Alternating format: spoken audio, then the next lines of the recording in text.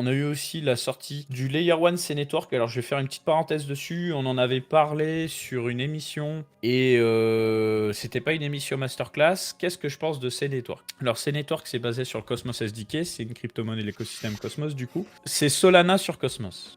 C'est un peu bête et méchant, mais l'idée, c'est ça. L'idée, c'est de se dire, on fait un Layer 1 performant à basse latence, avec un block time de 700 millisecondes par bloc à peu près. Donc ça en fait d'ailleurs la blockchain la plus rapide de l'écosystème Cosmos. Du coup, avec des frais extrêmement bas. Mais pour sortir un peu de l'ordinaire, on va aussi proposer des Layer 2, par exemple, pour les passionnés.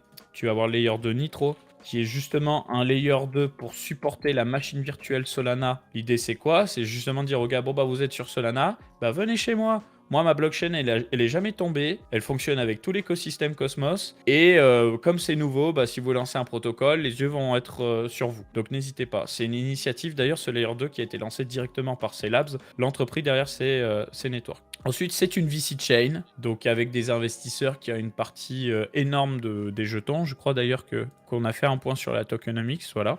Donc 20% pour la team, 20% pour les private investors, et après c'est pour l'écosystème pour des airdrops, des incentivisations, etc., etc. Donc on a une analyse fondamentale complète sur le sujet, je vous la laisse en description pour ceux qui nous écoutent sur YouTube. Donc voilà, tu vois, ça fait partie de ces Layer 1 avec Sui, Aptos, etc. qui sont sortis en bear market, qu'il faut surveiller. Eux, ils se concentrent surtout sur la DeFi et tout ce qui va être finance.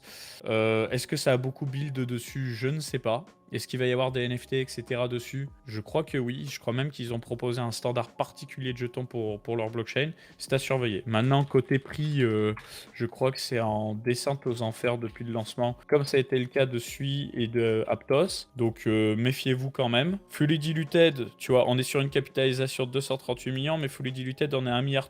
Donc, on a seulement 18% des jetons qui ont été émis pour le moment.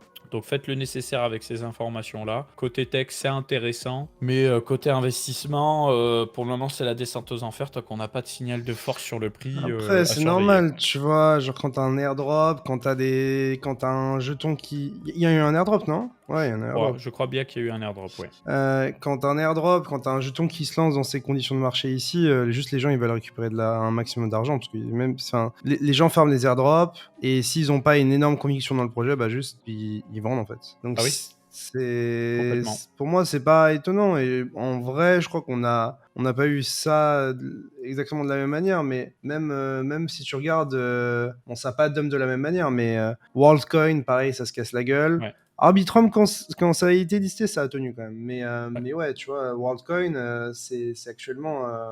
Exact, Donc, exact. Pour le moment, c'est pour ça, tant qu'on n'a pas de signe de force. Alors, on me dit dans le chat ICP, c'est autre chose. ICP, c'est un scandale ce qui s'est passé. C'est un scandale, source d'énormément de théories du complot. Bah, vous savez quoi, je vous en parlais 2 minutes. Qu'est-ce qui s'est passé avec ICP? Pendant le bull run de 2017, ça s'appelait Definity. C'était le projet le plus hype des gens qui faisaient de l'analyse fondamentale autour de moi. C'était vraiment le Messi, hein, mais vraiment le Messi. Plus loin que EOS, tout. C'était vraiment Lionel Messi.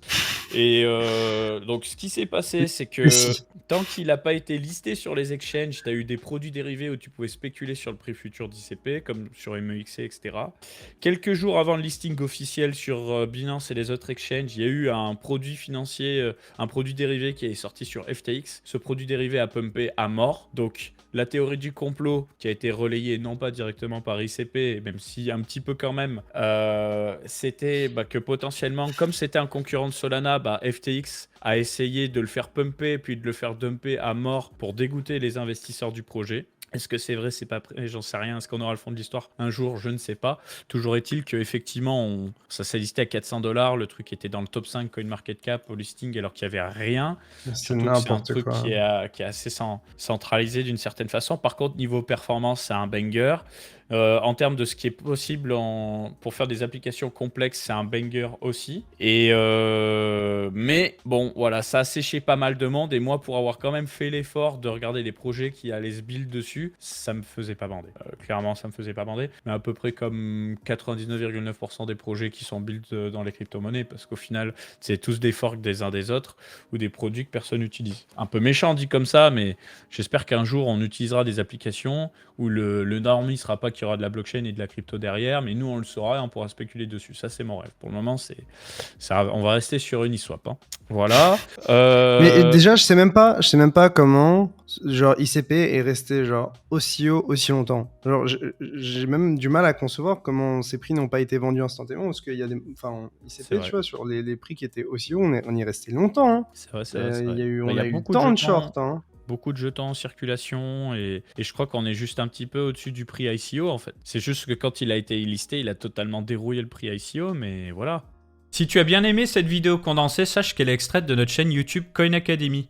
Du coup, si tu veux voir l'interview complète, je te laisse cliquer sur la miniature dans l'outro ou alors tu peux passer tout simplement par le lien dans la description.